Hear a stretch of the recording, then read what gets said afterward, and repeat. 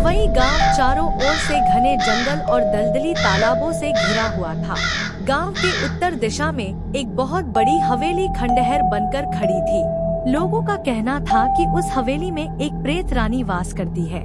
पवई गांव में सब उस हवेली से दूरी बनाकर रखते थे, लेकिन गांव में संदीप नाम का लड़का था जो इन बातों पर विश्वास नहीं करता था। मैं नहीं मानता, भूत प्रेत जैसी कोई चीज नहीं होती। अगर होती तो अब तक कितने को गांव से उठा ले जाती। ये सब अंधविश्वास है। अरे बेटा, तू जवान है, तेरा खून गर्म है, लेकिन उस हवेली की तरफ मत जाना। आज तक जो गया है कभी लौटकर वापस नहीं आया। लेकिन संदीप को इन बातों में केवल मजाक नजर आता। एक रात संदीप अपने दोस्तों के साथ बैठा था। सब गपशप कर रहे थे। तभी किसी ने हवेली का नाम छेड़ दिया।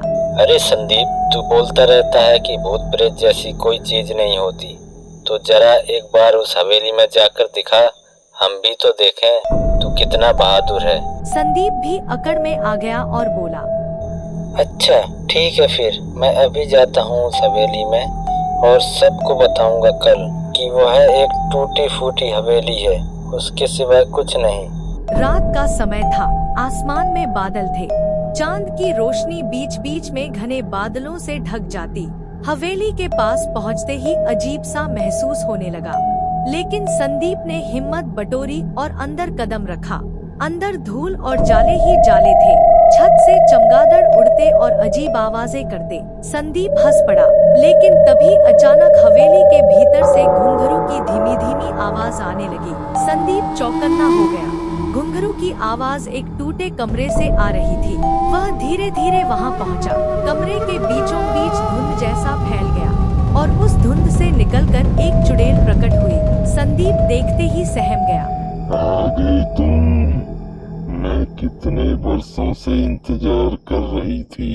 कौन हो तुम? लोग मुझे प्रेत रानी कहते हैं। कभी मैं इस हवेली की असली रानी हुआ करती थी, मगर धोखे से मारी गई। तभी से मैं इंतजार कर रही हूँ एक ऐसे जवान का जो मेरा पति बन सके। अब तक कोई हवेली में नहीं आया। आज तू आया है, तू ही मेरा पति बनेगा। संदीप के होश उड़ गए। वह चुड़ैल यानी प्रेत रानी खुद ही अपनी कहानी सुनाने लगी।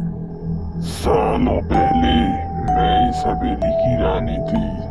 मैं जवान और बहुत ही खूबसूरत थी, लेकिन मेरे पिता ने मेरी शादी एक बूढ़े जमींदार के साथ कर दी।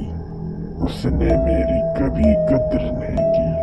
एक दिन हवेली के नौकर से मुझे प्रेम हो गया। जब यह बात जमींदार को पता चली तो उसने मुझे खाने में जहर देकर मार डाला और मेरे प्रेमी को कुएं में धकेल दिया। मेरी आत्मा बदला लिए बिना मुक्त नहीं हो सकी।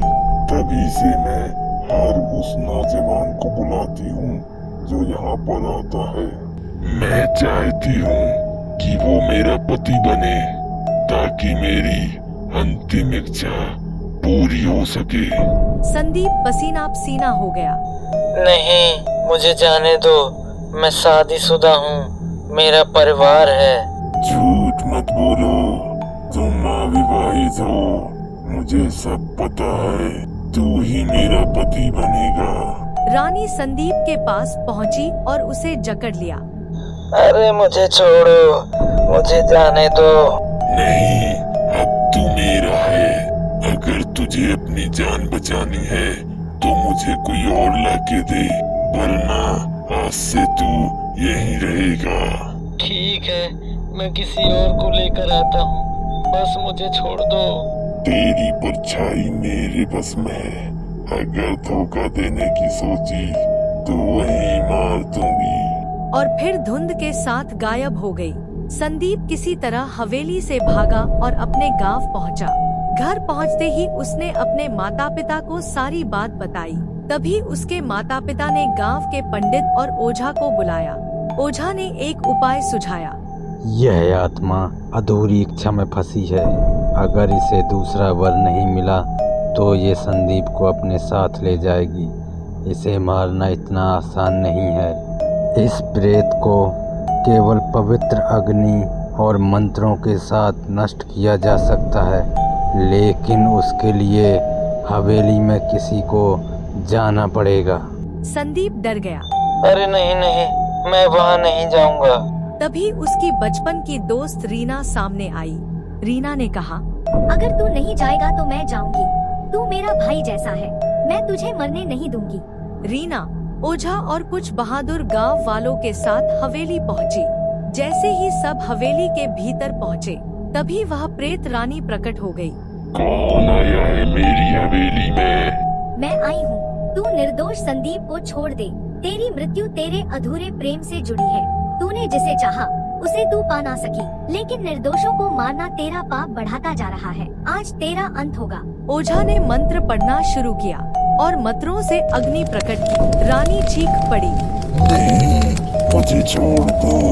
यह अग्नि मुझे जला रही है। मुझे छोड़ दो। धीरे धीरे उसका शरीर धुएं में बदलकर गायब हो गई और इस प्रकार प्रेत रानी का अंत हुआ और संदीप बच गया। फिर संदीप उस हवेली में कभी नहीं गया।